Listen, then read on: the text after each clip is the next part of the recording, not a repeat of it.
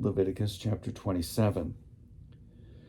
The Lord spoke to Moses, saying, "Speak to the Israelites and say to them, when a person makes an explicit vow to the Lord concerning the equivalent for a human being, the equivalent for a male shall be from 20 to 60 years of age. The equivalent shall be 50 shekels of silver by the sanctuary shekel. If the person is a female, the equivalent is 30 shekels. If the age is from 5 to 20 years of age, the equivalent is 20 shekels for a male and 10 shekels for a female. If the age is from 1 month to 5 years, the equivalent for a male is 5 shekels of silver, and for a female the equivalent is 3 shekels of silver. And if the person is 60 years old or over, then the equivalent for a male is 15 shekels, and for a female 10 shekels.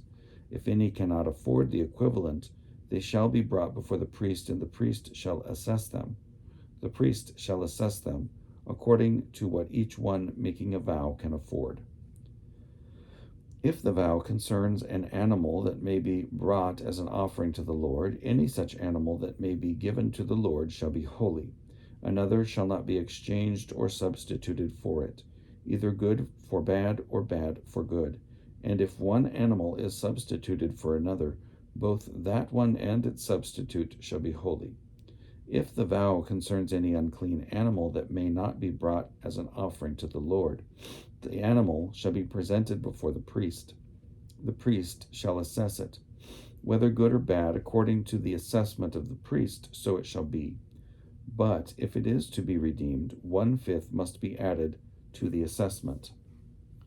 If a person consecrates a house to the Lord, the priest shall assess it, whether good or bad, as the priest assesses it, so it shall stand. And if the one who consecrates the house wishes to redeem it, 1/5 shall be added to its assessed value, and it shall revert to the original owner. If a person consecrates to the Lord any inherited land holding, its assessment shall be in accordance with its seed requirements, 50 shekels of silver to a homer of barley seed. If the person consecrates the field as of the year of Jubilee, that assessment shall stand. But if the field is consecrated after the Jubilee, the priest shall compute the price for it according to the years that remain until the year of Jubilee, and the assessment shall be reduced. And if the one who consecrates the field wishes to redeem it, then 1/5 shall be added to its assessed value, and it shall revert to the original owner. But if the field is not redeemed, or if it has been sold to someone else, it shall no longer be redeemable. But when the field is released in the Jubilee, it shall be holy to the Lord as a devoted field. It becomes the priest's holding. If someone consecrates to the Lord a field that has been purchased that is not a part of the inherited land holding, the priest shall compute for it the proportionate assessment up to the year of Jubilee, and the assessment shall be paid as of that day, a sacred donation to the Lord.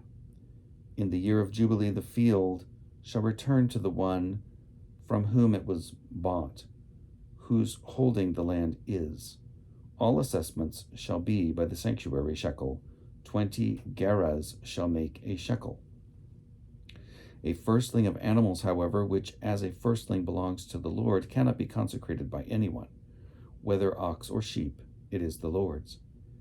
If it is an unclean animal, it shall be ransomed at its assessment, with 1/5 added. If it is not redeemed, it shall be sold at its assessment.